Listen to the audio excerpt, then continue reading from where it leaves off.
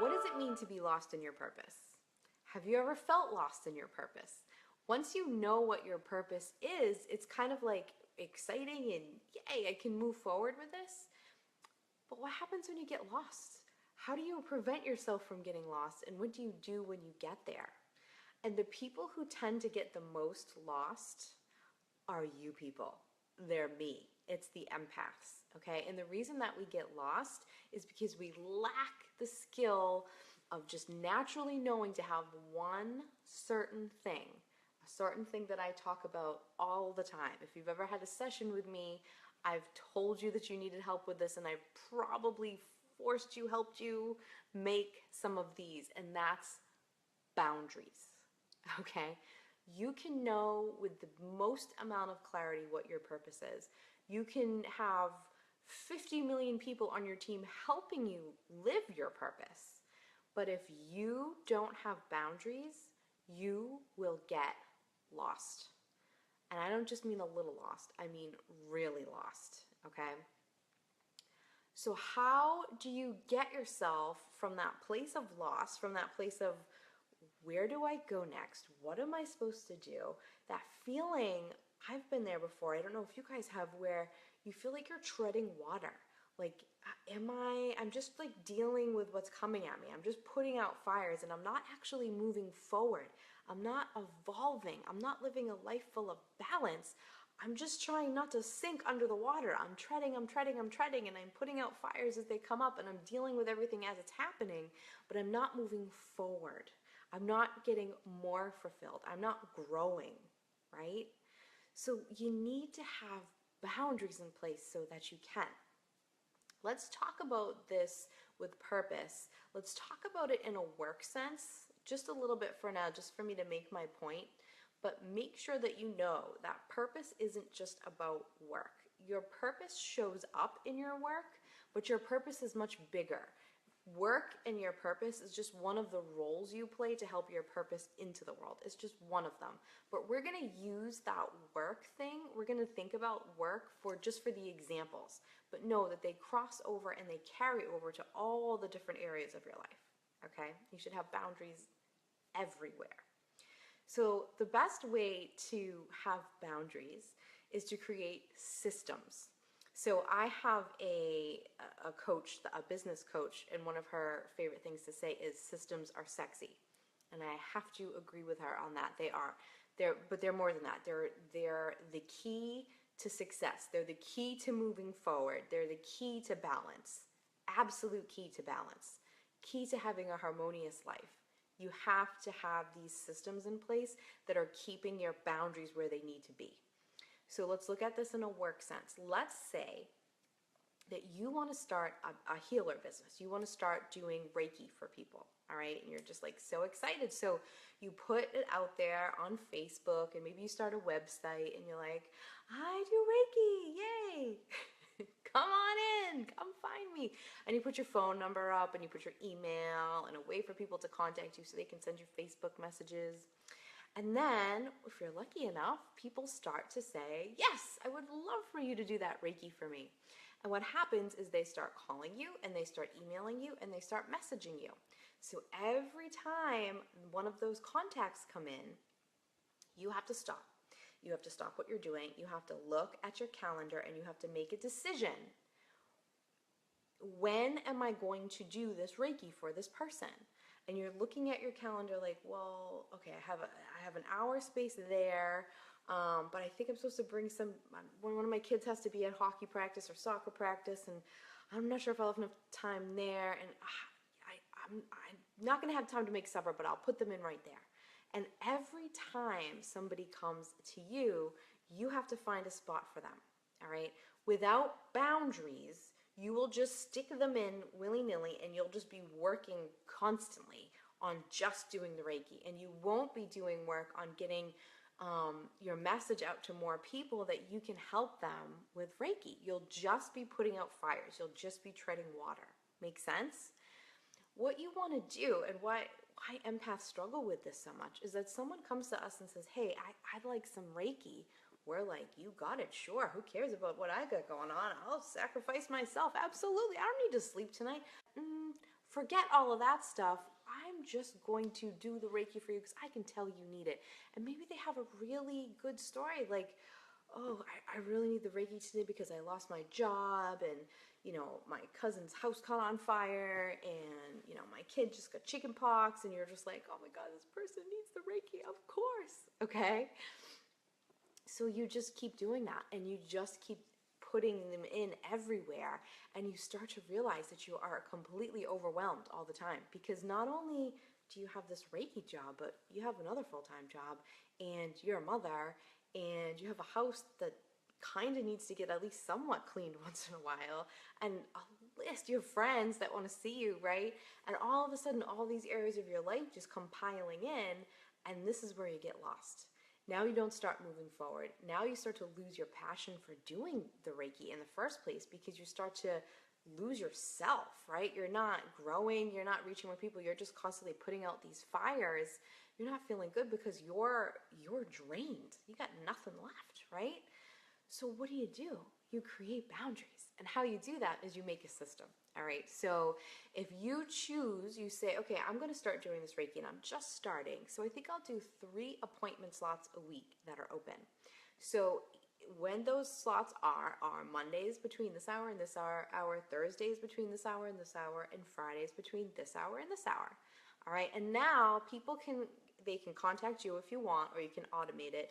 But those are the slots available. So when they call you, say, this is what I have for you. And they might say, none of that works. And you say, okay, well, how about the next week? Or how about the next week? And you try your hardest to stick close to those boundaries. Now, I will tell you something about myself.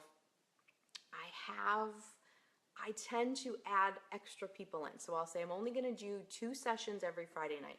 I can't remember a time when I've only done 2. I always do a third. I always stick someone else in there who needs it. I try really hard to. I'm guilty of that. But I don't just do it willy-nilly. I have the extra spots that I try not to fill, but let's be real, I fill them every time. Okay, so as long as it's within reason, you don't have to say, absolutely not, I'll never see you if you can't come in on a Monday night. But you want to have them there so that each time someone comes to you for healing, for the Reiki session, your brain doesn't have to do all that work to figure out where they're going. That's already been established in times that work well into your life. Now listen, people respect when they can't just come whenever. They do. They respect that. People respect that in life when it has nothing to do with business. Hey, could you help me move? Oh, yeah, what hours are you doing? Okay, well, I'm working from that time to that time, but I could come over after that. People respect that. That's okay to say. Empaths, listen to that. That's okay to say, all right? So you've got to have these systems in place. And then around your purpose, you have to have other stuff. You have to have space for growth yourself. You have to put a time slot in every week where you can learn something new about this Reiki, a new system. You can read an article. You can be inspired by other people who do Reiki. You can research that. So that's built in every week. Every week, maybe you have a spot where you receive Reiki. Maybe you do a trade with someone so that you're in the best possible condition to do this. You have time scheduled in that are just times with your children. You have time scheduled in that are times when you cook supper and no one can get in there. You're not checking your email. You're not answering your phone. You are cooking dinner. You have times where you relax. You have you time. You build those in, all right? Structure, systems, boundaries. Make sense? You get lost when you don't have boundaries and systems. Empaths are the worst. We are the stinkiest stinkers of all when it comes to boundaries. We're terrible at that. So we need to learn to really put a lot of effort into that. Think about this. If every time someone asked you for a favor, if you were just like, let me check. But if you had a slot in your week that you knew was free time, that's when you did favors, that's when you helped people out, well, that would be a lot easier, right? Is that slot open? Oh, let me check. Okay? Everything in your life, make a list. Okay, not just work stuff. Make a list of every area of your life, from being a mom to cleaning the house, to doing outside yard work, to taking care of a pet, to your job, to your hobbies, to your friends. Put them all down and then put items under them that all need your attention, and every single one needs a system, okay? People make fun of me for all of the systems I have. Today, before I did this video, I was running around, we were redoing the system for my kids for their homework, because now that they're a little older, we need a new system. So I completely redid their system. We have hours that we do homework, and we have a complete organized system where things go. And I don't do all that because I want to be Miss Organized USA Mom of the Year. I'm not going for that award. I lost that a long time ago. That's not why. I do it for ease for all of us, right? So my brain, every single time my kids got homework, doesn't have to figure that out. I just go into the space that it's supposed to be in, all right? I hope that makes sense.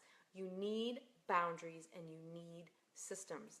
The other thing with your systems and your boundaries, well, more your systems than your boundaries, your systems need to be fluid.